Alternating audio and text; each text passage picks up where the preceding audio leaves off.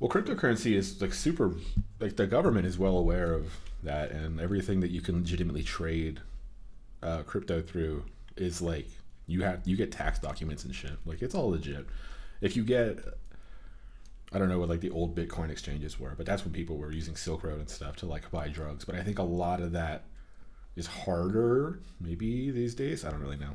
I never bought drugs online, but yeah. I've never bought a cryptocurrency. Yeah, I don't know. I just, yeah, like I said last week, I think the equivalent of like a collectible in this future that we're going. Like if we have $100 CS:GO skins, we can have a $100 Dogecoin. Like, oh, I have this full Dogecoin, and like the meme is that I spent $420,000 on 69 Dogecoins, and like Elon Musk might do that someday because why not? You know. I guess. I mean, I don't know. I'm not trying to think that far ahead. I can only think so far ahead. Yeah, I don't know. We should support Dogecoin. I just want to be a well-rounded person. We should support Dogecoin as the only payment method in home games donations. Go back to like in college where our friend would just tip people in Dogecoin on Reddit, and that always cracked me up. He'd be like, I gave him 3 Dogecoin. I was like, oh, how much money was that? And he's like, I don't know. It's like a 0.004 cents or something. I was like, God damn. Yeah. Well, I mean, that's the thing with Brave, the browser Brave, made by the dude who made JavaScript. You can get paid through just using the browser, and you get paid like a penny a day, but it's something. And so... What? It's like the coolest shit I've ever heard of. And if it works long term, then like... Of course it does. And if not, then I never said it was cool anyway. But I think this is super cool. So this browser called Brave, made by Brandon Eichmann, whatever, the dude who made JavaScript. And the whole thing is privacy focused. So I believe it's based on Chromium, but it's like super modified because Chrome is based on Chromium, but they have all the Google shit in it. So this is like a different thing. I don't think it has its own engine. Like most modern browsers are built on Chromium now. Yeah, it's a... Like, I wish that weren't the case, but unfortunately, whatever. Brave is based on Chromium, I think. Not 100% sure. But the whole thing is based on privacy. So it has a built-in ad blocker. It has a built-in, like, if you get it for Windows, it has Tor built in. So you could do it a private window, but then you can also do a private window with Tor. So I've tried it. Like, it legitimately works. You can go to websites, they have no fucking idea where you are, that kind of stuff, and it's all built in. And the thing with Tor before stuff like this was that you had to launch Tor, and it looks like some sketchy shit when you run Tor just on a standalone thing, and you have to open up this weird modified version of Firefox. It's like fucking weird. But this is like a nice clean UI, a nice browser with a nice pretty skin on it, and you just click a button that says, hey, this is more secure, 0 to 100%, your Tor thing is ready now. Like, there's no tech shit about it. So anyway, it has this like security thing built in, ad blockers and all this kind of stuff. But you can get paid basically by the browser knowing about you. Like the browser has the ability to know, do the same way that all browsers do. Like, hey, Yazeed likes hentai or whatever, because of course you do. And so the browser learns that about you, but it doesn't at least allegedly, it doesn't send that information out to anything. It kind of just stores it in this, somehow, whatever, some model of you. And it uses that model to generate ads. So when you open up a new tab, it's like, hey, check out ginger ale, check out whatever. And those ads, you actually get a token for that. They've made their own currency, I believe, like their own cryptocurrency called a basic attention token, a BAT. So, and that has an actual market value in like dollars. It's 30 cents a token at the moment. So just from using this browser for the past 2 weeks and getting these ads kind of like unobtrusively, Brave is getting money through their, like, they have partnerships with crypto wallet people and however they make money, like through these business deals. But I'm getting paid from like looking at the ad, and that seems like a win-win. Like it's unobtrusive. The advertiser is getting their ads seen in like a nice upfront and center way, and the person who made the thing is getting paid for providing the platform. Like, I think that just is a win-win. You know what I mean? Yeah, that's kind of cool. Yeah, even if the money is worthless, I just think it's a super cool idea. Like taking away the whole like yeah, your data is sent in central, like to this central location, and they have kind of everything about you. And instead, it's like, nah, I wrote this software and it'll learn things and like generate stuff, but we have no idea. It doesn't associate to you or whatever, and like we don't have any record of it on our side. Like that sounds like ideal. So yeah, I don't know. And that's way better than some schmo knowing that I like hentai. Not that I like hentai. I'm just gonna put that out there. This is a continuation of Joseph's example. Yazeed loves hentai, folks. No. Send hentai to Yazeed at Homegames. See, the day they make like a hentai style currency, that's when you know that currency is the one that's gonna take off. But it might as like a meme, you know. No, I think that one actually would be the one that take off because I think people would use that one unironically. Hatsune Micoin. I can see it. I don't know what that is. Don't worry about it. Don't worry about it. You're not really in it. You're not part of this culture, my body pillow culture. No, I'm not into the body pillow culture. I have a body pillow, but it doesn't have like a anime girl on it. Mine's just like a straight white body pillow. A straight white male. It's just like a Chad body pillow. It's just Joseph on my on my body pillow, posing seductively.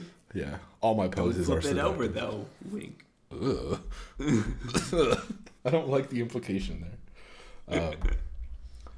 But yeah, I guess what are we talking about? Cryptocurrency. Yeah. Hentai. Yeah, I don't know. I think the takeaway is like everybody gets fucked by the market at some point. And it's like, you know, long term you're probably good as long as you make smart moves every now and then. Like you can hold Disney, but you have to like watch things, even if you don't move like and buy and sell stuff all the time constantly, because that shit will stress you out too. You have to be aware of the stories when it's like, oh wow, they sold the rights to Iron Man. That's probably not good. Iron Man's fucking cool. You know what I mean? Mm-hmm, mm-hmm. So. Yeah, I'm gonna like I keep track of that. Like I check it every day at the end of the day, but so far it was a pretty good bet. I mean I won't keep it until I'm like 100. I mean I won't live that long. I won't keep it till I'm like 59, right? I'll keep it until I'm like older, or I need that money for something else. Yeah. Or something else that I agree with more is popping off, and then I'm like, hell yeah. Yeah. Wait for Disney to acquire Google. You're like, all right, now's the move. I'm gonna sell this. Oh my god, if that happened, I would become a wealthy boy.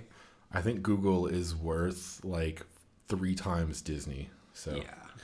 Good luck. So all Disney needs to do is put out like, I don't know, 40 Marvel movies. I'm sure it'll work out. If they put out a new series of Marvel movies tomorrow, would you? Well, I mean, not in the theater. Whatever, in whatever streaming service you were able to watch Captain America or something. Would you give a fuck? I like Captain America, so I'd watch his movies. I'm done with superhero movies otherwise, though. I have no interest in watching other ones. I also like Henry Cavill, so I'll probably watch a Superman movie just because I like him, and I like the stuff that he does, and I think it's funny. But I mean, I'm pretty much done with Superman movie. I'm kind of burnt out on it. Like I don't really see a need to continue on with this. The way that you like slowed down delivering those last few words, it's just like you had a revelation. Like, I'm done with this. Like, Jesus, it sounded grim. Well, because part of the problem too is like I like Captain America, but there is no more Captain America. The next movie is like Falcon and Winter Soldier. That's like their next movie that continues the Captain America story. Mm-hmm. So I'll probably watch it and see like whether I still dig the character. I like Captain America because he's like he like embodies the ideals that I like, and so I'm like, yeah, this is my guy. But now he's not there. It's just like Schmo, his friend who fought in Iraq or something, and it's like, I got wings, and also the shield. It's like the shield doesn't make you Captain America, damn it. But also the shield doesn't not make you Captain America, so maybe Falcon will be a good Captain America, and then I get hooked again, and I'm back in it. Yeah, it just sounds like their goal. Where they're like, okay, well, there's this guy who only likes Captain America, so we're gonna make a spin-off, but we're also gonna put in like all these other 6 characters that we want him to like, and we're gonna have him tell funny jokes. So then when Yazeed watches, fucking Ant-Man 7 next year, or sees the trailer next year, he'll be excited because he remembers that he likes Paul Rudd and that hilarious Tim and Eric video. Like, good vibes, just sell to the millennials, you know? Like, I don't know. I hate it. I hate everything. I hate it too. Listen, I didn't watch any of the Ant-Man movies. I only watched like the superhero movies that I enjoyed. Like I watched the Iron Mans because I thought Iron Man 1 was really cool. I watched Captain America because I think Captain America is like one of my favorite superheroes of all time. And then I watched like the Avengers series, and I watched Guardians of the Galaxy because I liked it, but I probably won't continue watching it because I'm kind of over the like, ooh, 80s synth pop. Like, I actually just listen to synth pop now, so it's all good. Yeah. I get those vibes from my own music collection. Yeah. I guess I wonder when that stuff is going to be over. It feels like, and I think this is maybe on Half in the Bag, Red Letter Media on YouTube. They have this conversation where they talk about basically Avengers Endgame being the last real big theater movie, kind of iffy on the future of movie theaters and how this whole thing is going. But in a lot of ways, it felt very like the end of an era, like the end of the Marvel movies or the Avengers, that series, whatever, and kind of the end of that type of event. Like no one's hanging out at a movie theater at midnight waiting for the next whatever. And I don't know when people will do that again or if it ever does. So I don't know. I guess it just feels weird to be like part of that whole thing and like remembering movie theaters, even though it's only been a year. But like, I don't know. I guess I just don't know what the Avengers movies look like in 5 years. Like, what is that? You know? I don't know. That's a good question. I actually would like if they moved away from movies and went towards series, because I think series have a lot more room to explore stuff. Yeah. Because in like a movie, you can't dedicate 30 minutes to some nonsense about like the side characters like missing tooth or whatever, but in a series you can. That just adds characterization, like builds the world out more. Yeah. Yeah, like Disney, right? The Mandalorian. I mean, they decided that they were done milking the Star Wars movies for everything that they were worth, to the point where people hated those movies. And they were like, all right, now we got this TV show where we'll make the good stuff up front. Baby Yoda, oh, big meme, oh, big merch money. And then, 5 years from now when they're like, we've got baby Yoda, we've got fat baby Yoda. And they're just like, you know what I mean? I'm waiting for baby Chewbacca when they have a baby Wookiee. That's when I know that they have jumped the shark. Wouldn't that just be like a golden doodle, like a small dog? A golden doodle's pretty big, but yes. No, it's not. Is it? I used to have a coworker. I've been to obedience class with a golden doodle. It was the size of Sapphire. Maybe it was a mini golden doodle because it was. Oh, yeah. It looked like a teddy bear. This person. Poodles come in two sizes. There's standard and mini. Yeah, standard poodles are a lot bigger than Sapphire is. We discussed this a couple weeks back during Dog Minute. Dog Minute. That's right. Yeah. That's right. And we could play Yo Gotti's "It Go Down in the DM." You know that song? No. Anyway, it's a rap song. You know the guy who makes that song you like? That's Law. Yeah, I like that guy. That's E40 and Yo Gotti. Yo Gotti has a song called "Down in the DM" that is pretty popular with the youth, or was at some point. That could be our theme music for Dog Minute because it's DM. It was a long-winded way to say it's DM. That's all. I got you. I'm gonna go listen to the Law song again because I think that song is probably one of my favorite songs. Not because I like vibe with that song. It's just so silly. I love that song. It's just like it's so good to listen to. I know you try to cover up the real you sometimes on this podcast, but I know how hard you identify with "Don't fuck no bitch, ain't fucking with your dog." That Law, you know. I know you feel that.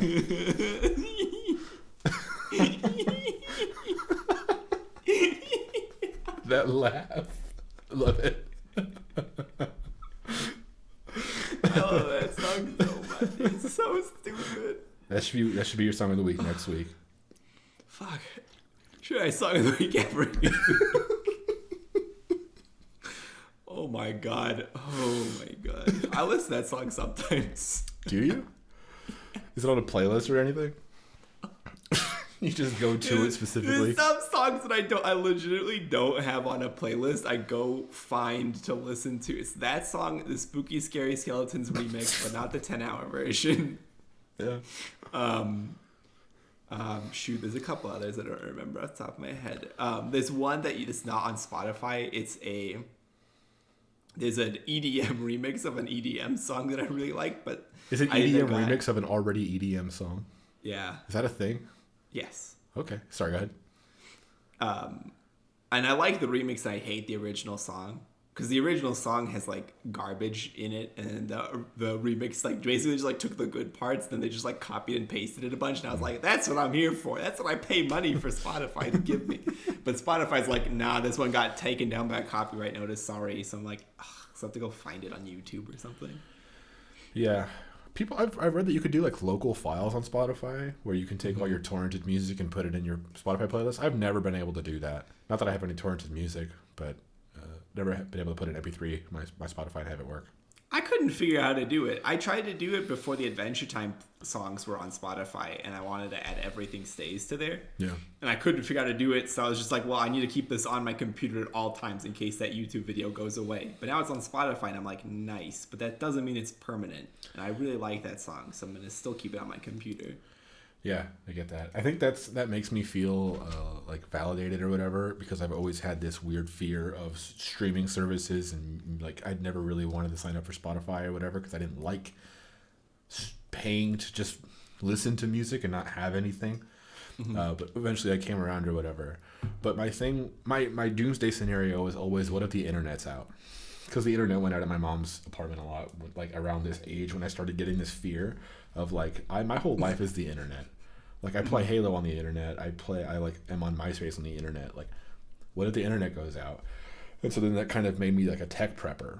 And so now Plex allows me to basically circumvent that whole problem where it's like, okay, yes, Spotify has like Spotify things, but if I go and I buy music and I get the MP3s, I can drag these MP3s into this folder and I can stream from my Plex server or whatever, and these songs aren't going to be on Spotify. I manage all this myself. Like, these songs won't go anywhere. I don't put them anywhere. Like, that is the best. That is why I will always prefer that over something like Spotify. Yeah.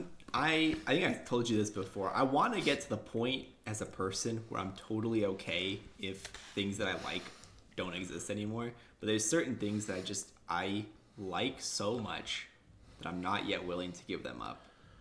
And some of those songs are on that list. What? And it kind of like hurts me because it's like counter to like my like ethos as a human being, but I also just kind of accepted it. Why is it a goal for you to get to a point where you can deal with like losing things you like? Like what about that goal is good to you? The reason I feel like I want to attain that goal is because the way I think of a person is something that's like constantly like evolving and changing. So sure. Having a physical copy of something is basically saying you don't want that part of you to change. I always want to be able to listen to Everything Stays by Adventure Time and have the like warm, soft feelings that I get when I first listen to it. But the reality is that's like not really like likely to happen. Like as I get older, I might stop liking it, or I might forget about it, or I might, or I might just change as a person and I don't connect with that song as much anymore. So I think to me it's like being able to like willingly give up anything that you like is basically saying you as a person are willing to change in any way that you will change, if that makes sense. Yeah, I think I get the intent. I guess I just disagree with the method that you're like the conclusion. Like if I like, obviously I would hope to grow as a person. I would hope that the things I like today are not 100% the same in 20 years. I would hope that like, I'm able to still appreciate things, or at least see why I appreciated those things. I mean, if I can go today and look at something that I thought was cool 15 years ago and say, I don't like that, but I can see why I did, that is the growth, instead of being like, I'm fine without it, Like, I guess that's the kind of vibe I get from you. You can still embrace it without liking it. I guess a little bit. I think part of the problem is I don't really ever look back at stuff that I used to like and be like, I can see where it comes from, because I don't, honestly, half the time I don't even remember any of that stuff. It's like every few years it's like I have like a running I don't have long-term storage. I have short-term storage for memory. It's like every few years, like all that stuff in the backlog is starting to like haze out a little bit. Yes. Okay, but okay. This sounds super dark though, because what you're essentially saying is everything I like will fade away. I need to get used to it. I won't even remember the shit that I liked anyway. I'm gonna die at 60. And what was the last thing? And oh yeah, it paints this picture of like you're on your deathbed and you're happy that you like nothing, and you don't even remember not liking anything. Like that sounds fucking dark. No, you don't. No, you don't not like stuff. I love stuff still, but I don't want to like hold on to it. Like I don't want to like wrap myself around something. I want to be able to be like, in 10 years from now, maybe I don't like Maiden Heights anymore. My favorite band currently. Maybe I don't like them anymore. And I should be able to say, like, that's okay. And I think part of the process for me, it needs to be like, I need to be willing to let that go. Because while that is like a foundational piece of who I became isn't that foundational piece, right? Like that foundational piece is just in the mix somewhere. The person that I became is more complex and has like more interests or different interests, or is moved in a different direction. Yeah. I think I agree with you. I guess it's the maybe the phrasing. Okay, what do you do if I'm Blue comes on, like the Dabba Dee Dabba Die whatever song? Today, what do you do with that song? I bopped that song, yeah. Okay. Do you think that you like that song in the way that you like Maiden Heights? No. Okay. So then, I don't even know where I'm going with this. I just think there's a difference there. It's like what I'm saying. You can embrace that you no longer like that song because you're not 5, but you can still bop to it because that shit smacks. You know what I mean? Yeah. But like you don't have to move on from it. You just kind of embrace it in a different way. I'm not saying you purposefully move on from Maiden Heights. I'm saying what you don't do is you don't hold on to it tightly. What you say is like, I really like Maiden Heights. Yeah. And maybe in 10 years, a Maiden Heights song comes on, or like the other song that you gave me that I don't remember, but uses like the melody, like basically like uses the soundtrack, not the singer, but the soundtrack to like Panther by Maiden Heights. And that song comes on, and I'm like, oh, that reminds me of that band I used to like Maiden Heights. And I listen to it, and I'm like, oh yeah, that was like a cool song. But I don't want to like hold it tightly, if that makes sense. Like I don't want to like store it on my computer, and whenever I have to build another computer, I don't want to like make sure that file gets onto there. I want to just be like, oh, that was like that old computer was like the Yazeed of that time, and this is like a new computer to be filled with new stuff. Yes. Yeah. Okay. Yes. We could move on. I guess I'm always big into preservation of that stuff, and I guess you're trying to say, fuck that stuff. I don't need that stuff. But I get where you're coming from, where you're like, this is foundational and therefore core to my being. But to me, it's like that's foundational and like on a fundamental level, but like not really at the forefront of who you are anymore. No. Or like if you imagine yourself as like a balloon expanding, that might be like the air inside the balloon, and it might be like many stacks of molecules in. Sure. But like you don't really care about that when you're looking at a balloon. You look at the like outside of the balloon. No one ever looks at a balloon and is like, I wonder how many layers of air is inside of this thing. Yeah. Okay. I guess that's not what I'm not saying it's core to the person. I'm saying that in the same way, to bring it all back, in the same way that when you're investing long term on Disney, you can't just like leave it. You have to come back and check in on it and be like, oh, this is different now. What do I do? Like if I'm looking back and I'm saying, wow, I really loved Dragon Tales when I watched it with my younger cousin. Like I kind of didn't watch it when I was a kid, but I really like thinking back to that show. I really liked it, and kind of analyzing something different because it's something that in your past, but you didn't view it the same in the past, and like checking in on it. Like, okay, am I different as a result? Like, am I going to incorporate that Dragon Tales song into my life somehow to make it better? Like, check in every 10 years. Then maybe in 10 years, I'll be like, man, Dragon Tales was fucking ass. Why did I like it? And then you kind of come from that too. I guess like self-reflection is really what I'm talking about. I see your point on self-reflection, but for me, it's like you could always just watch a different show and see how that show affects you. There's always going to be another show. There's always going to be another movie. There's always going to be a new song. And even it might not be like a brand new, but maybe it's something you've never seen before. There's just so much content always being produced. And like to go back and look at something else is maybe depriving yourself of a new experience with something that you've never touched before. Like imagine if you checked in on Young Thug every so often, you miss like a new rapper that comes out that's just like incredible, that like fits exactly who not you are right now, but like their music is like gonna move you in a new direction, if that makes sense. Yeah. Like I don't know, and you can do both for sure. Yes. Just for me, I think it's more interesting to chase the new things than to look back and try to pull from the old. Yes.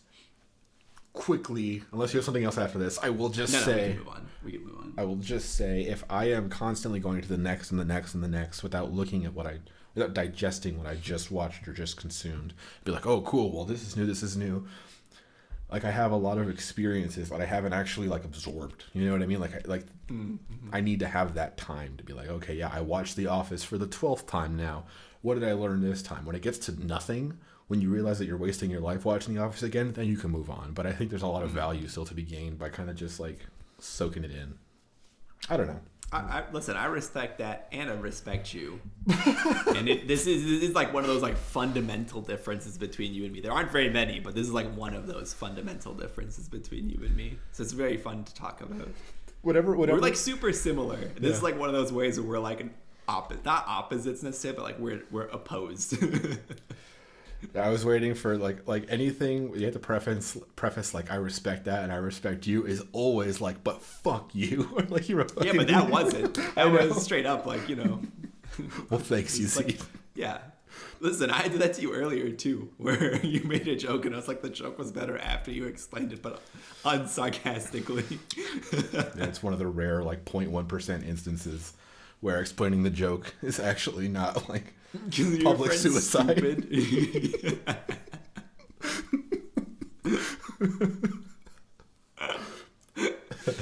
Oh my god. All right. I don't really have anything. Ready to start this thing? Yeah. Let me just make sure that this is recording.